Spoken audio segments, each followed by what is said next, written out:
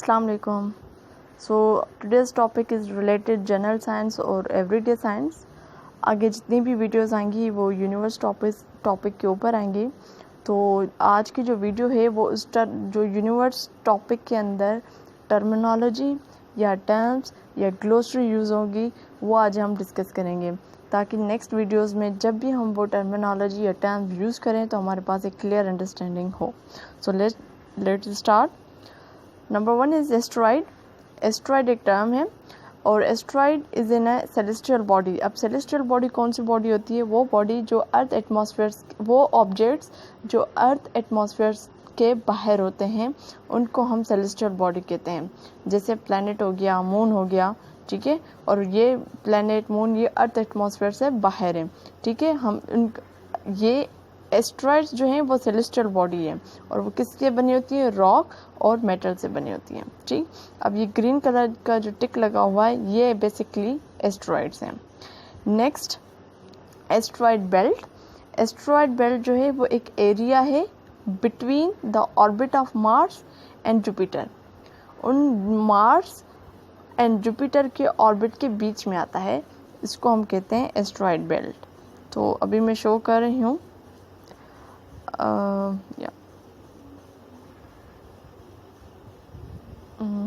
Red color. So you can see here is a Mars, here is a Jupiter. So this is a asteroid belt. Okay, so this is the asteroid belt. Next is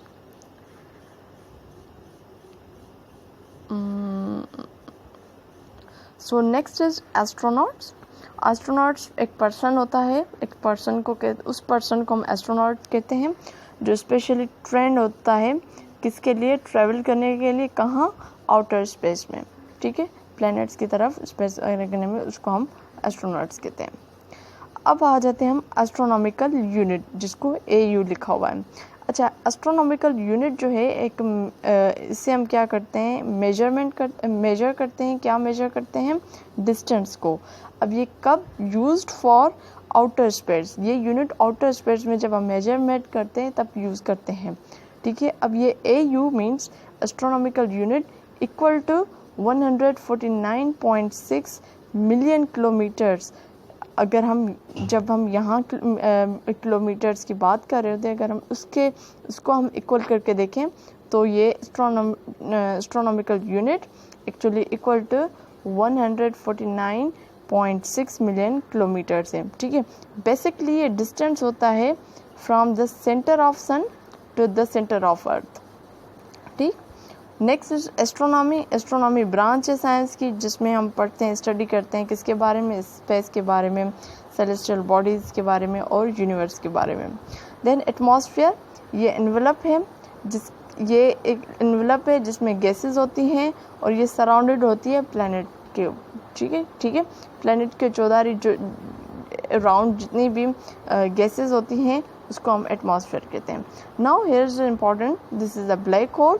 black hole जो है एक reason है, ठीक है, और इसमें जो है बहुत इंटेंस ग्रेविटेशनल फील्ड होती है। मतलब कोई भी मैटर या रेडिएशन स्केप नहीं कर सकते हम वहाँ से, मतलब वो इजली उसकी तरफ उनकी तरफ फोर्स वो पुल करते हैं बेसिकली मैटर को या किसी भी रेडिएशन को। कहाँ? ब्लैक होल की तरफ। क्यों? क्योंकि उसकी तरफ ग्रेविटेशनल फील्ड जो है बहुत ज़्यादा होती है, ठीक है। अच्छा, black hole are form when massive star collapse. This is really important point. ये पिक्चर है ब्लैक होल की, ठीक है। सेलेस्टियल बॉडी हमने ऊपर इसको डिस्कस कर लिया कि ये नेचुरल ऑब्जेक्ट होता है जो एग्जिस्ट करता है आउटसाइड द अर्थ एटमॉस्फेयर के, ठीक है, जिसमें कौन कौन सी चीज़ें आ जाएंगी? इसमें स्टार्स आ जाएंगे, प्लैनेट्स आ जाएंगे, एस्ट्रॉइड्स आ जाएंगे, कॉमेट्स आ जाएंगे एंड मीटरॉइड्स आ जाएंगे। मीटरॉइड्स क्या है, कॉमेट्स क्या है, स्टार्स क्या है, प्लैनेट्स क्या है, ये हम आगे डिस्कस करेंगे। Next is constellations. कॉन्स्टिलेशंस जो है अ ग्रुप ऑफ स्टार्स है, या फिर आप कह लें जब स्टार्स आपस में मिलते हैं तो एक पैटर्न बन जाता है। और ये हम कहाँ से पैटर्न देख सकते हैं? हम ये ईज़िली जब हम घरों में सहन में बैठकर आसमान की तरफ देख रहे होते हैं तो हम पैटर्न आइडेंटिफाई करने की कोशिश करते हैं। बेसिकली ये पैटर्न बना होता है, इसके कुछ नाम हैं, ठीक है, और वो हैं ये वाले आप देख रहे हैं, ये वाले जो हैं इसके ये वाले जितने भी हैं ये इसके सारे नाम है पेटर्न्स के। हो सकता है कुछ में से आपने ऑलरेडी देखे हुए हो। ठीक है, नेक्स्ट हम आ जाते हैं या here is a comma. Comma क्या होता है? एक एरिया है, area of gases and dust that form around a comets. Comets के, अब कॉमेट्स बेसिकली ये आप जो पिक्चर देख रहे हैं ये हमने मोस्टली देखी भी होती हैं।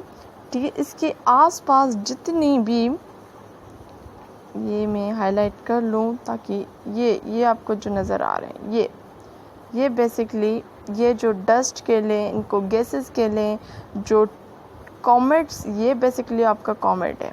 इसके आसपास जितनी भी गैसेस एंड डस्ट हैं इसको हम कॉमा कहते हैं। ठीक है, कॉमा कहते हैं। अब हम आ जाते हैं कॉमेट की तरफ। Comet basically a celestial body made up of ice and rock that orbit the sun. When comet near the sun, a comma and tail of gases and dust can be seen. जब वो comet sun के सामने आ जाता है तो उसकी जो comma and tail of the gases हम easily देख पाते हैं। कब देख पाते हैं? जब वो comet जो है sun के सामने आ जाते हैं। Cosmology basically क्या है? Cosmology स्टडी, ये ब्रांच है साइंस की जिसमें हम स्टडी करते हैं origin and nature of the universe. हम पूरी डिटेल पढ़ते हैं, हम देखते हैं कि यूनिवर्स कैसे बना, जिसमें बिग बैंग थ्योरी वगैरह, ये सारा कॉस्मोलॉजी में आ जाता है। Next is Eclipse, this one. अच्छा, जब सेलेस्टियल बॉडी मीन्स कोई भी एस्टेरॉइड, ठीक है, कोई मेटेरॉइड जब ब्लॉक कर लेता है, ठीक है, क्या ब्लॉक कर लेता है? द लाइट ऑफ द सन। जब इसको कोई भी सेलेस्टियल बॉडी ब्लॉक कर लेती है लाइट ऑफ द सन को, उसको हम इक्लिप्स कहते हैं। जब हम सोलर इक्लिप्स की बात करते हैं तो मून जो है वो ब्लॉक कर लेता है क्या? Light of the sun from the earth. और लूनर इक्लिप्स में क्या होता है? अर्थ जो है वो ब्लॉक कर लेती है light of the sun from the moon. ये इसका eclipse, solar eclipse and lunar eclipse का है। Next is galaxy. गैलेक्सी एक सिस्टम है जिसमें हम क्या होते हैं, large number of stars bound together by gravity. Gravity के वजह से जो स्टार्स हैं वो आपस में जुड़ जाते हैं और फिर हम उसको नाम देते हैं गैलेक्सी का। ठीक है, गैस जायंट, ये लफ्ज़ आगे भी डिस्कस हम करेंगे। ठीक है, ये large planet that is not compose mostly of rock but primary of gases. कुछ प्लैनेट्स हैं जो रॉक वगैरह से नहीं बने होते हैं, गैसेस से बने होते हैं, हम तो उसको गैस जायंट कहते हैं। ठीक है, 4 गैस जायंट्स प्लैनेट्स हैं सोलर सिस्टम में, जिसमें आपका जाता है Jupiter, Saturn, Uranus and Neptune. ठीक है, क्यूपर बेल्ट जो है large ring of millions of icy objects है that exist outside the orbit of Neptune. जब नेपच्यून के जो ऑब्जेक्ट्स हैं वहाँ पे मिलियंस ऑफ आइसी ऑब्जेक्ट्स मौजूद हैं। ठीक है, उसको हम केपलर बेल्ट कहते हैं। लाइट ईयर एक measure of length that equal to distance that equal the distance light travel 1 year in a vacuum. It is about 5.8 trillion miles. अगर हम बात करें कि लाइट ईयर जो है वो इक्वल कितने हैं तो हम कहेंगे 5.8 ट्रिलियन माइल्स है। ठीक है, ये लेंथ है that equal the distance light travel. कितना लाइट ट्रेवल करती है एक साल में, किसमें? वैक्यूम में, उसको हम लाइट ईयर कहते हैं। अब हम बात करेंगे मेटरॉइड बेसिकली मेटरॉइड जो है, मेटरॉइड क्या है? Meteoroid basically small rocky object है। ठीक है, अब क्या है मेटरॉइड? जब अर्थ एटमॉस्फेयर में जब इंटर हो जाता है तो वही मेटरॉइड बन जाता है। सिंपल बात ही है। ठीक है, अब हम आ जाते हैं मेटरॉइड की तरफ। अब मेटरॉइड क्या है? जब मेटरॉइड जो है ग्राउंड की तरफ आना शुरू हो जाता है तो हम इसको मेटरॉइड कहते हैं, RITE।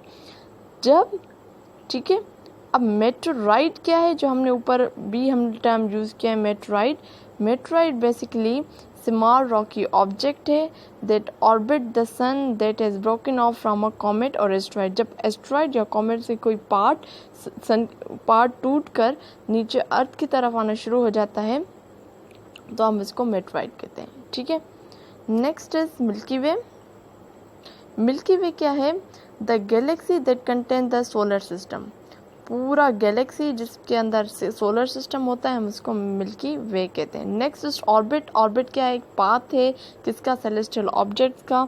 Take around a star और प्लैनेट, जो चक्कर लेता है। ठीक है, हम स्टार का अकेले या प्लैनेट का अकेले। प्लैनेट क्या है? ये लार्ज सेलेस्टियल ऑब्जेक्ट है। कोई पूछे लार्ज सेलेस्टियल ऑब्जेक्ट कौन सा है तो आप कह सकते हैं प्लैनेट है। ठीक है, और ये राउंडेड होता है। राउंडेड क्यों होते हैं? Due to its gravity. Gravity की वजह से होता है। अच्छा, प्लैनेट्स कौन सोलर सिस्टम में कौन कौन से हैं? मरकरी है, वीनस है, अर्थ है, मार्स है, जुपिटर है, सैटर्न है, यूरेनस एंड नेपट्यून। इसको हम फर्दर डिटेल में डिस्कस करेंगे। नेक्स्ट है सैटेलाइट्स। सैटेलाइट बेसिकली नेचुरल भी होती हैं, आर्टिफिशियल्स भी होती हैं। नेचुरल सैटेलाइट हर प्लैनेट की उनको सैटेलाइट्स होती हैं। नेचुरल सैटेलाइट्स होते हैं जैसे मून होता है। आर्टिफिशियल जो हम यहाँ से भेज रहे होते हैं उसको हम आर्टिफिशियल सैटेलाइट्स कहते हैं।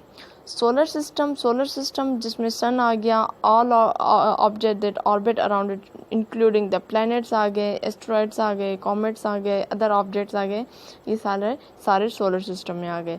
सोलर विंड बेसिकली क्या है? ये चार्ज पार्टिकल्स हैं जो सन से निकलते रहते हैं और उसको हम कहते हैं सोलर विंड कहते हैं। स्टार बेसिकली क्या है? स्टार जायंट बॉल है जिसमें हॉट गैसेस होती हैं, प्लाज्मा होता है और क्या जनरेट करती हैं?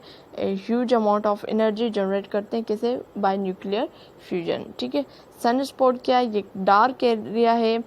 कहाँ होता है? सन में होता है। क्यों होता है? बाय कूलिंग होता है, ठंडक की वजह से होता है। ठंडक कहाँ से आती है? फ्रॉम इलेक्ट्रोमैग्नेटिक एक्टिविटी, और वो इलेक्ट्रोमैग्नेटिक एक्टिविटी कहाँ होती है? वो सन के अंदर होती है। ठीक है, सुपरनोवा एक ह्यूज एक्सप्लोजन है। कब होता है? क्यों होता है? किस वजह से होता है? ये बेसिकली जब स्टार्स आपस में टकराते हैं तो उसकी वजह से ह्यूज एक्सप्लोजन होता है और ह्यूज एक्सप्लोजन को हम सुपरनोवा कहते हैं। टेलीस्कोप बेसिकली इंस्ट्रूमेंट है जिससे हम किसी भी आउटर स्पेस को हम में चीज़ों को बड़ा करके देख सकते हैं। यूनिवर्स बेसिकली एवरीथिंग है that exist including the stars, planets, matter, energy and time. So this is today's video. इसमें से मोस्टली टॉपिक्स अभी जो है नेक्स्ट वीडियोस में रिपीट होने वाले हैं, डिटेल में उसमें हम डिस्कस करेंगे। ठीक है, सो टिल दैट अल्लाह हाफिज़।